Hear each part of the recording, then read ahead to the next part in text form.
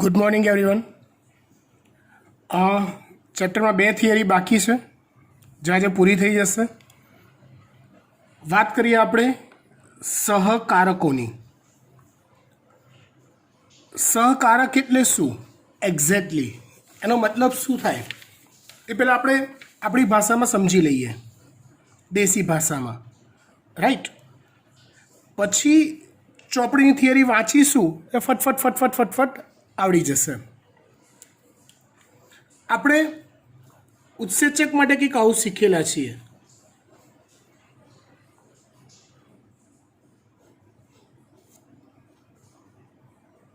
ધારો કે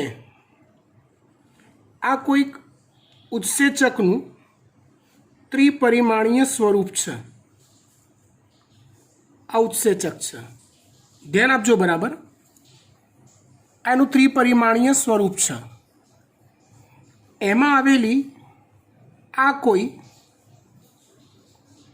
ખાંચ કે ગુહા છે જેને આપણે ઉત્સેચકનું સક્રિય સ્થાન કહીએ છીએ. શું કહીએ છીએ આપણે એને? ઉત્સેચકનું સક્રિય સ્થાન. હવે એ સ્થાન એવું હોય કે જેમાં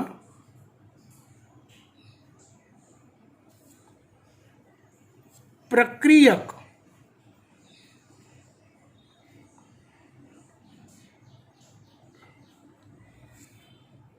નું ક્રિયાશીલ જોડાણ સ્થાન એમાં બંધ બેસે તેવું હોય. તો કંઈક આવું થાય. આપણે ખાલી આગળનું રિવાઇઝ કરીએ છીએ, જે અગાઉ આપણે સમજાવી દીધેલું છે એ જ. તો કંઈક આવું થાય.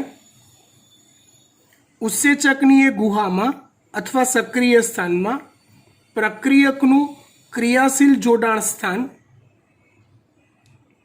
બંધ બેસી જાય, લાઈક આ રીતે.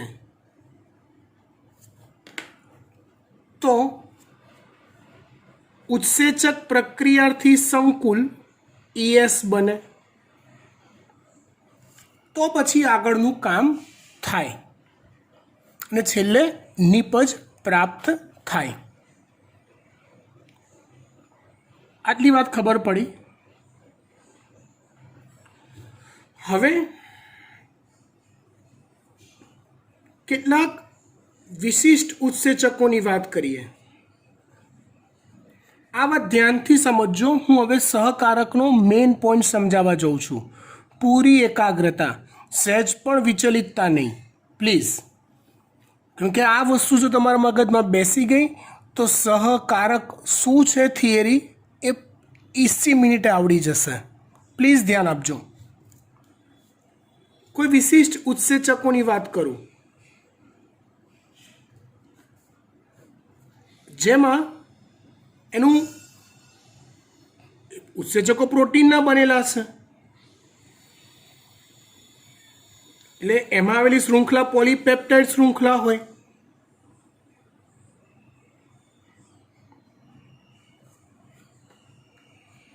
આ ઉત્સેચકમાં આવેલી ખાંચ કે ગુહા છે. ધ્યાન આપજો, આ વસ્તુ ચોપડીમાં નથી સમજાઈ પ્લીઝ.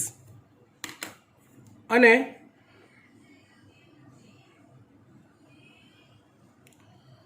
આ ધારો કે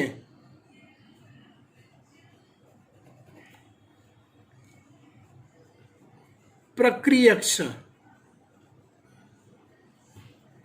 જેનું ક્રિયાશીલ જોડાણ સ્થાન અહીંયા બંધ બેસવાનું છે. તમે કહેશો કે સાહેબ આમાં ક્યાંય મેળ પડતો નથી, અહીંયા ટ્રાયેંગલ જેવો શેપ છે ને અહીંયા તો રાઉન્ડ શેપ છે. સીધી ભાષામાં કહીએ તો આ ઉત્સેચક કામ કરી શકતો નથી. સમજો બરાબર. આ ઉત્સેચક છે ખરો ઉત્સેચક, પ્રોટીનનો બનેલો છે, પણ કામ કરી શકતો નથી. કેમ કે પ્રક્રિયક સાથે જોડાણ સાધવાની એની કોઈ કેપેસિટી જ નથી. ધ્યાન આપજો. આવા ઉત્સેચકોમાં એક બીજું પણ સક્રિય સ્થાન હોય છે.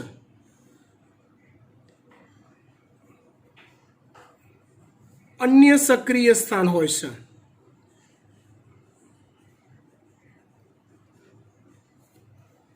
હવે એ સક્રિય સ્થાન સાથે આવું કુદરતે આવું ભગવાને ગોઠવણ કરેલી છે. એ અન્ય સક્રિય સ્થાન સાથે કોઈ એક બીજો પદાર્થ જો જોડાઈ જાય, કોઈ એક બીજો પદાર્થ જો એ ભાગ સાથે જોડાઈ જાય તો આ રચના જે છે એનો આકાર બદલાઈ જાય. ફરી એકવાર ધ્યાન આપો, હું શું કહેવા માંગુ છું. આ ઉત્સેચક છે, આ એની ગુહા છે અથવા સક્રિય સ્થાન છે, પણ એના સક્રિય સ્થાનનો આકાર અને પ્રક્રિયકના ક્રિયાશીલ સ્થાનનો આકાર એકબીજામાં મેળ પડતો નથી.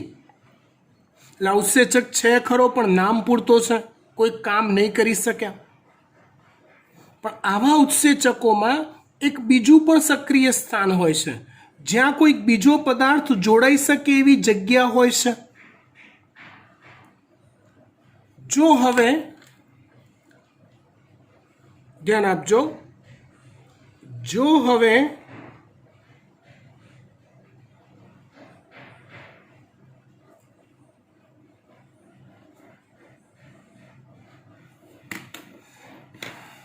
આ પદાર્થ અહીંયા જોડાઈ જાય છે, લો જોડાઈ ગયો, તો એ પદાર્થના જોડાવાથી ઉત્સેચક એક્ટિવ થાય છે અને એનું જે ક્રિયાશીલ સ્થાન જે સક્રિય સ્થાન છે એનો આકાર બદલાય છે, આવો થઈ જાય છે. અને પરિણામે પ્રક્રિયકનો અણુ અંદર બંધ બેસી શકે એવી ગોઠવણ થઈ જાય છે.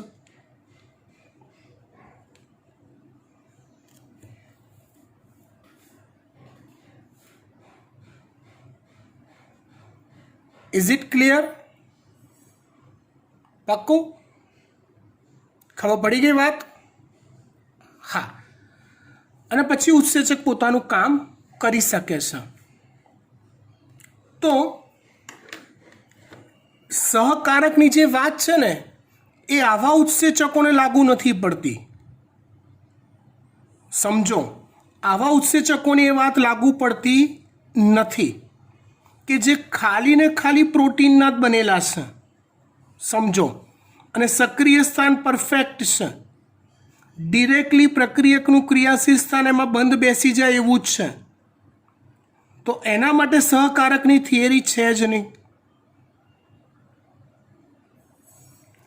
અહીંયા આપણે એવા ઉત્સેચકની વાત કરવા જઈ રહ્યા છે કે જે ઉત્સેચકનું સક્રિય સ્થાન જે પ્રોટીનનો બનેલો ભાગ છે, એ ભાગ કોઈ કામનો નથી. છે રેડી બધું, પણ એનું સક્રિય સ્થાન બોગસ છે, આકાર વિચિત્ર છે. આવા ઉત્સેચકોનો જે પ્રોટીન ભાગ હોય,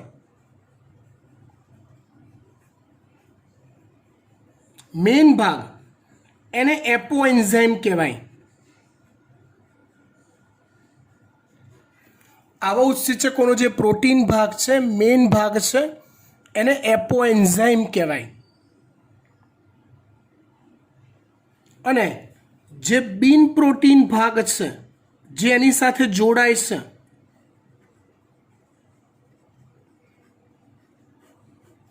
એને સહકારક કહેવાય. એટલે હકીકતમાં આ ઉત્સેચક બે આઇટમનો બનેલો છે એવું કહેવાય, પ્રોટીન ભાગ અને બિન પ્રોટીન ભાગ. રાઈટ? એટલે ઉત્સેચકનો જે પ્રોટીન ભાગ છે એને એપોએન્ઝાઇમ કહેવાય, અને જે બિન પ્રોટીન ભાગ છે એને સહકારક કહેવાય.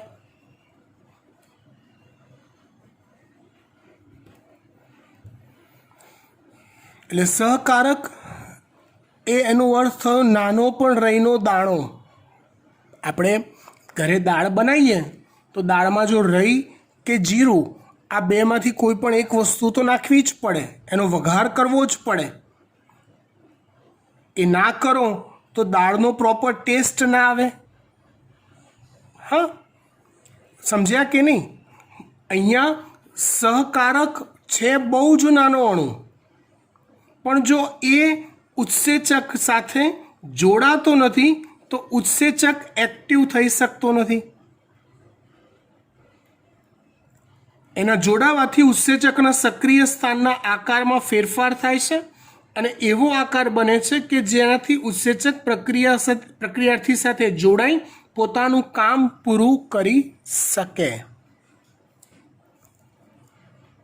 સમજી ગયા વાત? બસ આટલું જ શીખવાનું છે. હા, હવે આગળ શું થશે ખબર છે? સહકારકના પ્રકાર. અહીંયા કોણ જોડાય છે એના પ્રકાર. ખબર પડી ગઈ વાત? સહકારકવાળી વાત એવા જ ઉત્સેચકને લાગુ પડે છે કે જેમાં પ્રોટીન બિન પ્રોટીન બંને યુનિટ ભેગા થાય તો જ ઉત્સેચક કામ કરી શકે. આવા ઉત્સેચકને સહકારકની વાત લાગુ પડતી નથી. બસ ધ્યાન આપીએ આપણે હવે ચોપડીની થિયરીમાં. આવી જાઓ.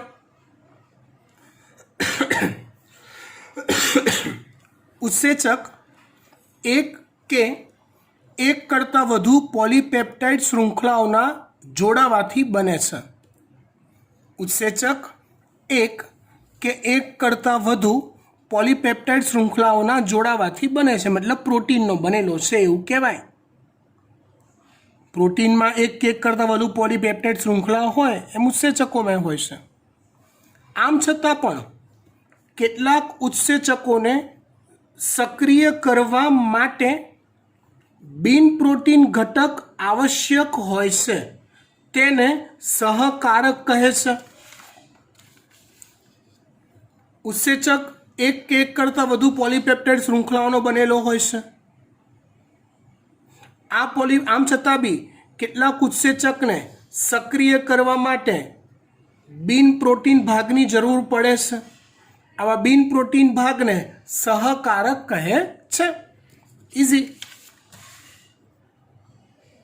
તે ઉત્સેચક સાથે જોડાઈને તેને સક્રિય બનાવે છે. ખબર પડી ગઈ? આ ઉદાહરણમાં આ જે વાત કરીએ એમાં ઉત્સેચકના પ્રોટીનવાળા ભાગને એપોએન્ઝાઇમ કહે છે. ડન. સહકારક 3 પ્રકારના હોય છે. કેટલાક સહકારકને પ્રોસ્થેટિક જૂથ કહેવાય, કેટલાકને સહ ઉત્સેચક કહેવાય, કેટલાકને ધાતુ આયન કહેવાય. પ્રોસ્થેટિક જૂથ, સહ ઉત્સેચક, ધાતુ આયન.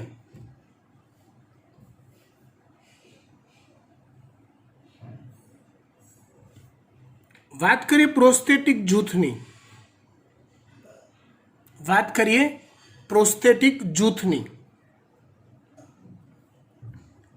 પ્રોસ્થેટિક સમૂહ કાર્બનિક રસાયણો છે. પ્રોસ્થેટિક સમૂહ એ કાર્બનિક રસાયણો છે, પરંતુ તે અન્ય સહકારકોથી અલગ હોય છે. તે એપોએન્ઝાઇમ સાથે પ્રબળ બંધથી જોડાય છે. પ્રબળ બંધના મુખ્યત્વે 3 પ્રકાર હોય. નિર્બળ બંધ, જેને હાઇડ્રોજન બંધ કહેવાય. બીજો સહસંયોજક બંધ અને ત્રીજો પ્રબળ બંધ. લોંગ ટાઈમ ટકે એવો મજબૂત ફેવિકોલવાળો બંધ, એટલે એવું કહેવાય મજબૂત બંધ જે હોય એને પ્રબળ બંધ કહેવાય. જો તમને ત્રણેયના પ્રકાર સમજાવી દઉં. જો કયા 3 છે? પ્રોસ્થેટિક જૂથ, સહ ઉત્સેચક અને ધાતુ આયન.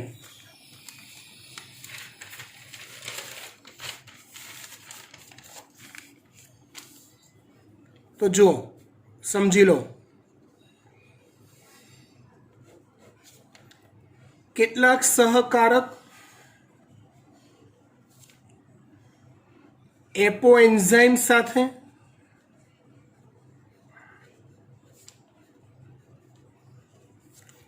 પ્રબળ બંધથી જોડાય.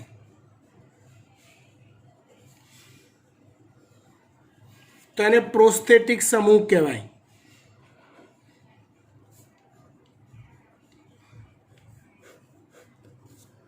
પછી કેટલાક સહકારક એપોએન્ઝાઇમ સાથે નિર્બળ અથવા સામાન્ય અથવા ક્ષણિક થોડોક સમય ટકે એવા બંધ. પેલું થૂક ચોંટાડીને આપણે કોઈક વસ્તુ ચોંટાડી દઈએ તો કેટલો ટાઈમ ચોંટેલી રહે થૂકથી? અમુક સેકન્ડો, બસ એવો ક્ષણિક બંધથી જોડાય, સાવ લાઇટ બંધથી. બરાબર, તો એને સહ ઉત્સેચક કહેવાય. અને કેટલાક સહકારક એપોએન્ઝાઇમ સાથે સહસંયોજક બંધથી જોડાય.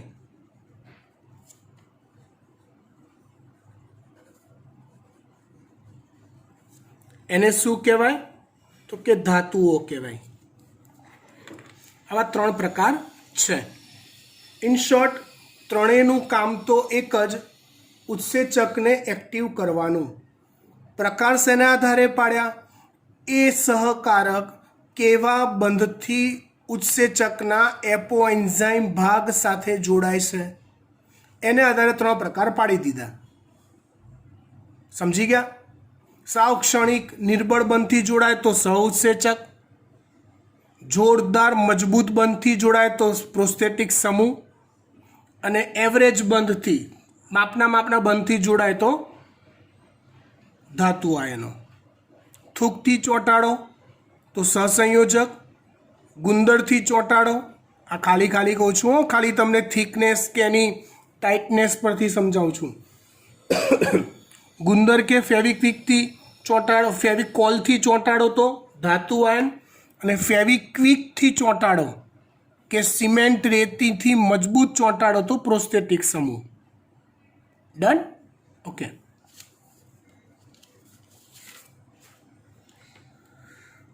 પ્રોસ્થેટિક સમૂહ કાર્બનિક રસાયણો છે, પરંતુ તે અન્ય સહકારકોથી અલગ હોય છે. તે એપોએન્ઝાઇમ સાથે પ્રબળ બંધથી જોડાય છે, મજબૂત બંધથી. ઉદાહરણ આપ્યું છે ઉત્સેચક, એક ઉત્સેચક જેના નામ છે અહીંયા 2 છે, પેરોક્સાઇડેઝ અને કેટાલેઝ. 2 ઉત્સેચકોના નામ આપ્યા, પેરોક્સાઇડેઝ અને કેટાલેઝ, જે હાઇડ્રોજન પેરોક્સાઇડને ઓક્સિજન અને પાણીમાં વિખંડિત કરે છે. H2O2 એટલે હાઇડ્રોજન પેરોક્સાઇડ થયો, તો એમાંથી H2O અને O2 ને અલગ કરે છે. બરાબર, અહીંયા 2 ટાઈમ લખો તો સમીકરણ સંતુલિત થાય, એ કરી દેજો તમે. તો આ કામ કરે છે કોણ? પેરોક્સિડેઝ અને કેટાલેઝ. બરાબર. હવે આ બંને ઉત્સેચકમાં હિમ સમૂહ એક પ્રકારનો સમૂહ છે ક્રિયાશીલ. પ્રોસ્થેટિક સમૂહ હોય છે જે ઉત્સેચકની સક્રિયતા માટેનો એક ભાગ હોય છે. તો આવા ઉત્સેચકોમાં આ ભાગ તરીકે હિમ સમૂહ આવેલો હોય છે.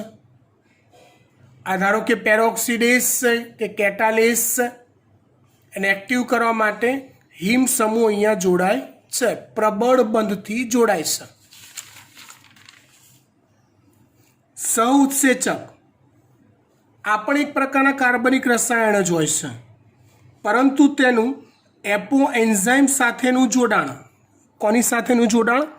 એપોએન્ઝાઇમ સાથેનું જોડાણ ક્ષણિક હોય છે, સામાન્ય જોડાણ હોય, જે સામાન્ય ઉત્પ્રેરણ દરમિયાન બને છે, એટલે થોડાક ટાઈમ પૂરતું બને, उत्तेजित प्रक्रिया होय જ્યારે પ્રક્રિયા પૂરી કરવાની હોય એના પૂરતું એ ખાલી જોડાય।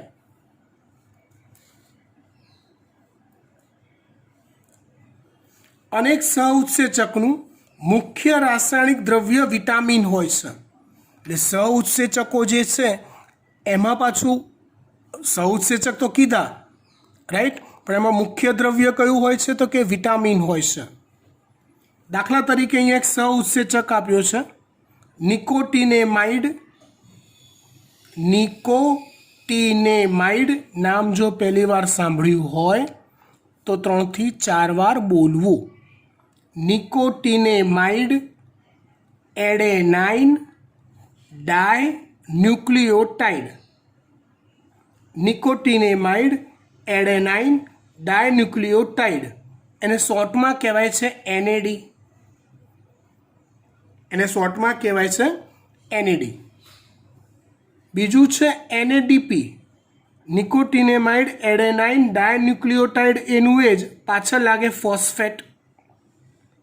આ બંને સહઉત્સેચક છે NAD અને NADP। તો એના બંધારણમાં વિટામિન હોય છે કયું નિએસિન પ્રકારનું। એટલે વિટામિન નિએસિન જો તમે ખોરાકમાં લેતા હો તો તમારા શરીરમાં આ સહઉત્સેચકો બને। સમજી ગયા? ડન। વાત કરીએ ધાતુ આયનની। ઘણા ઉત્સેચકોની સક્રિયતા માટે ધાતુ આયનની આવશ્યકતા રહેલી હોય છે જે સક્રિય સ્થાન પર પાર્શ્વીય શૃંખલા સાથે સહસંયોજક બંધ બનાવે છે। એટલે પાર્શ્વીય શૃંખલા એટલે કોની? પ્રોટીન ભાગની એપોએન્ઝાઇમની શૃંખલાઓ સાથે એ સહસંયોજક બંધ બનાવે છે। સહસંયોજક બંધને સમન્વય બંધ પણ કહેવાય। સહસંયોજક બંધને સમન્વય બંધ પણ કહેવાય છે। તે એક જ સમયે એક કે વધુ સહસંયોજક બંધ વડે પ્રક્રિયક સાથે જોડાયેલ હોય છે।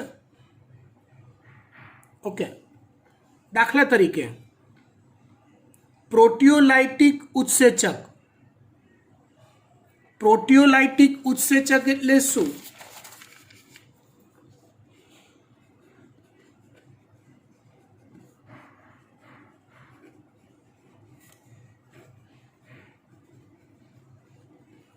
તો કે જે પ્રોટીનનું પાચન અથવા વિઘટન કરે તેવા ઉત્સેચકોને પ્રોટીયોલાઇટિક કહેવાય છે। કોનું? પ્રોટીનનું પાચન કરે તેવા। એવો એક ઉત્સેચક છે કાર્બોક્સીપેપ્ટિડેઝ। કયો ઉત્સેચક છે? કાર્બોક્સીપેપ્ટિડેઝ। બરાબર। તો એને સક્રિય કરવા માટે ઝિંક ZN સહકારક તરીકે જોડાયેલ હોય છે। સમજી ગયા? ઉત્સેચક પરથી જો સહકારકને અલગ કરવામાં આવે તો તેની ઉત્પ્રેરક ક્રિયાશીલતા સમાપ્ત થઈ જાય છે। સીધી વાત છે ભાઈ। અહીંથી આ ભાણિયું તમે કાઢી લીધું કે નીકળી ગયું તો ફરી પાછો ઉત્સેચક આ સ્થિતિમાં આવી જશે અને આ સ્થિતિમાં એ પ્રક્રિયક સાથે જોડાણ કરી શકતો નથી। એટલે એની ઉત્પ્રેરક ક્ષમતા, ઉત્સેચકીય પ્રક્રિયા કરવાની ક્ષમતા પૂરી થઈ જાય છે। ડન? થિયરી પૂરી। ચેપ્ટરમાં વચ્ચે એક થિયરી આવતી હતી જે આપણે ગુપચાઈ હતી। પ્રાથમિક તેમજ દ્વિતીયક ચયાપચયકો। કેમ કે થિયરીમાં બહુ ખાસ દમ નથી અને ઓલા કન્ટેન્ટવાળી જોરદાર થિયરી ચાલતી હોય તો વચ્ચે આ થિયરી ચલાવવાની મજા ના આવે। રેન્ડમ છે, 5 મિનિટમાં પતી જશે। ધ્યાન આપજો। સિમ્પલ તમને કહું, પહેલાં તો 2 વાક્યોમાં સમજાવી દઈશ। તમે ચેપ્ટરમાં શું શીખ્યા? આખા ચેપ્ટરમાં તમે કહેશો સાહેબ કાર્બોદિત શીખ્યા, પ્રોટીન શીખ્યા, લિપિડ શીખ્યા, ન્યુક્લિક એસિડ શીખ્યા, ઉત્સેચકો શીખ્યા, આવું બધું અમે શીખ્યા સાહેબ. એમ તમારા સાહેબે શું શીખવાડ્યું? તો આ બધાનું બંધારણ શીખવાડ્યું, આ બધાની રચના શીખવાડી, એમના જોડાણ બંધ શીખવાડ્યા, એમનું કાર્ય શું છે શરીરમાં એ શીખવાડ્યું. સરસ, સારા કહેવાય તમારા સાહેબ, વેરી ગુડ.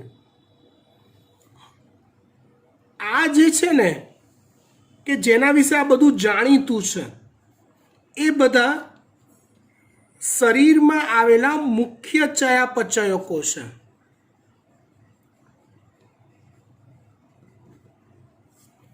શરીરમાં આવેલા મુખ્ય ચયાપચયકો છે જે જાણીતા છે,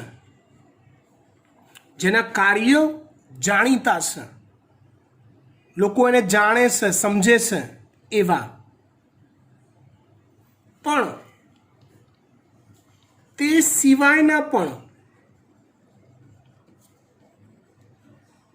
ઘણા ચયાપચયકો કે જે આ બધાની જ કોઈક ને કોઈક પ્રક્રિયામાંથી નિર્માણ પામે છે.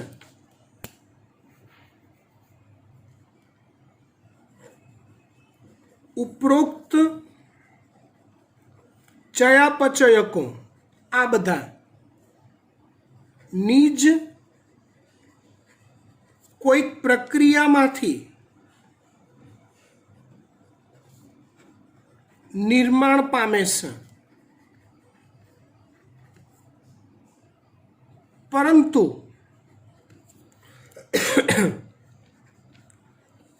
તેની રચના, એના કાર્ય બહુ જાણીતા નથી. મતલબ કે બહુ ઝાઝું ભણવાનું આવતું નથી એના વિશે, પણ છે શરીરના જ, તો એને દ્વિતીયક ચયાપચયકો કહેવાય છે. જે જાણીતા છે આ બધા એને પ્રાથમિક ચયાપચયકો કહેવાય છે. બસ આટલું જ છે આની અંદર. હું તમને એક ઉદાહરણ આપું. આપણા વડાપ્રધાન કોણ? તો કે નરેન્દ્ર મોદી. આપણે બધા એમને ઓળખીએ છીએ? હા. બધા જાણીએ છીએ એમને? હા. રસ્તા મળે તો ઓળખી જાઓ? હા. એ જાહેરાતો કરે, કંઈક ને કંઈક નવી નવી સ્કીમ લાવે કે કંઈ પણ કરે છે, તો આપણે બધા એનાથી પરિચિત છીએ? હા. તો એને પ્રાથમિક ચયાપચયક ધારી લો. વિજય રૂપાણી આપણા મુખ્યમંત્રી.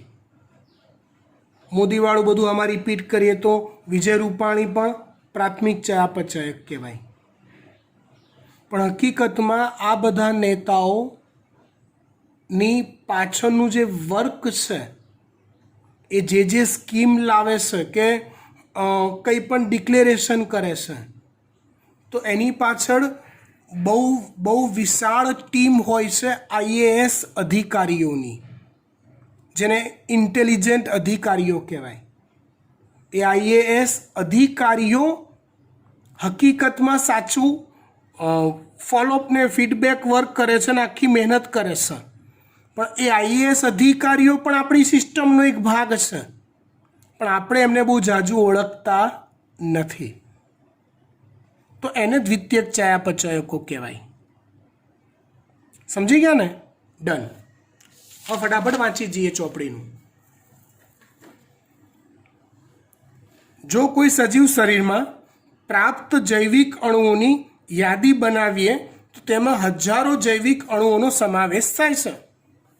આ જૈવિક અણુઓને મુખ્ય બે પ્રકારમાં વહેંચી શકાય.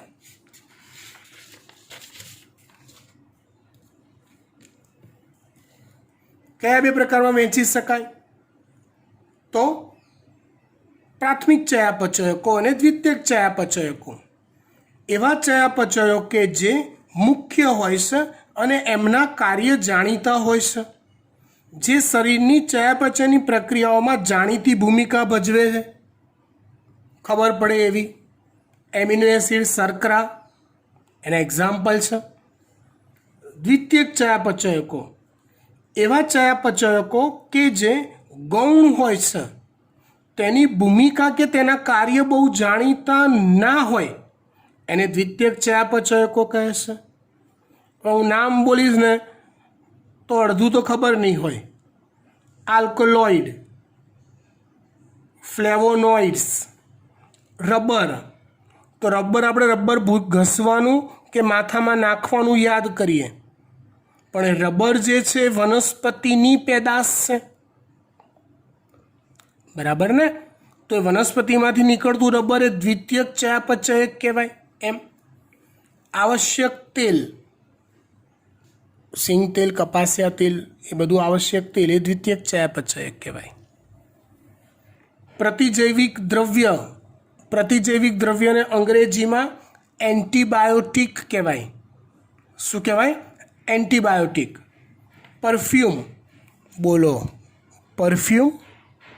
હા, તમને જો યાદ હોય તો ઓલા હરણમાં કસ્તુરી મૃગ જેને કહેવાય, કસ્તુરી મૃગ, તો એની અંદર કસ્તુરી નામની એક ગ્રંથિ હોય છે, પુષ્કળ સુગંધીદાર દ્રવ્ય ધરાવતી. તો એમાંથી જ પરફ્યુમ બનતા હોય. એટલે જે નેચરલ પરફ્યુમ્સ છે એમાંથી બનતા હોય. સુગંધીદાર દ્રવ્ય જેને કહેવાય સાદી ભાષામાં. પુષ્પમાં આવતી સ્મેલ તો એને પરફ્યુમ જ કહેવાય, સુગંધ આપે છે એવા. ગુંદર એ પણ વનસ્પતિ જ પેદાશ છે. મસાલા એટલે હવે દાખલા તરીકે આપણે લવિંગ લઈએ, તજ લઈએ, તેમાં તજની અંદર આવતી તીખાશ, તેવી તીખાશ ડિરેક્ટલી કોઈ કાર્બોહાઈડ્રેટમાં નથી હોતી, નથી કોઈ પ્રોટીનમાં. તો એ કોઈક દ્વિતીયક ચયાપચયક અંદર પ્રક્રિયાઓના અંતે બન્યું હશે. તે બધા મસાલા જે આવ્યા કુદરતી એ પણ દ્વિતીયક ચયાપચયક કહેવાય. કેટલાક દ્વિતીયક ચયાપચયકોનો ઉપયોગ આર્થિક અગત્યતા કે માનવ કલ્યાણમાં થાય છે. અહીંયા ચેપ્ટર પૂરું થાય છે. હાશ, બહુ જ લાંબુ ચેપ્ટર અને બહુ જ કંટાળાજનક, બહુ મહેનત માગી લે એવું ચેપ્ટર પૂરું, બરાબર. પણ આ ચેપ્ટરમાં હજી જો તમારે કચાશ રહી ગઈ હોય બેટા, તો એ કચાશ વહેલામાં વહેલી તકે પૂરી કરી લેજો. મારી મદદની જરૂર હોય તો ખાનગીમાં મને મેસેજ કરી દેજો, હું મદદ કરીશ, હો ને. પણ આ ચેપ્ટર પાક્કું કરવું જરૂરી છે. હું તમને જુઓ એક ખાનગી વાત કહું, કોઈને કહેશો નહીં, કોઈને ના કહેશો, એકદમ ખાનગી વાત છે. આ ચેપ્ટર એવું છે ને, આ ચેપ્ટર એવું છે ને કે 100માંથી 80 બાળકો આ ચેપ્ટર પાક્કું કરતા જ નથી. મહેનત માગી લે છે ને એટલે. અને આપણે મહેનત કરવામાં નેચરલી આપણે આપણી જાતને જોઈએ તો જોર આવે છે, પણ નીટ ક્લિયર કરવી ને એનો એક રસ્તો કહું તમને, જે અઘરું છે, હા સહેલું છે તો આપણે કરીએ જ છે, તે તો બધા કરે છે. તમારે સ્કોર કરવાનો છે. જો સ્કોર કરવો હોય તો આવા 5 MCQ, આમાંથી પૂછાયેલા 5 MCQ કે જે આખા ગામે છોડી દીધા છે 80% બાળકોએ, કેમ કે એમણે આ ચેપ્ટર પાકું કર્યું જ નથી. હજી આપણી પાસે ટાઈમ છે યાર, અને મેં દિલથી ચેપ્ટર સારું ભણાવ્યું છે એવું મને લાગે છે, પછી ખબર નહીં. તમે મહેનત જોડે જોડે નથી કરી એટલે કાચું છે. તો મચી પડો. હું હજી ફરીવાર સમજાવીશ, તમે મને જેટલી વાર પર્સનલી પૂછશો એટલી વાર, પણ આ ચેપ્ટર કરવાનું. આ તમારા ચેપ્ટરના MCQ બોનસમાં ગણાશે. અને આ ચેપ્ટરની ઇફેક્ટ બીજા 8 થી 9 ચેપ્ટર પર થાય છે. એટલે આને લાકડા તોડ પાક્કું કરવું અનિવાર્ય છે. Thank you.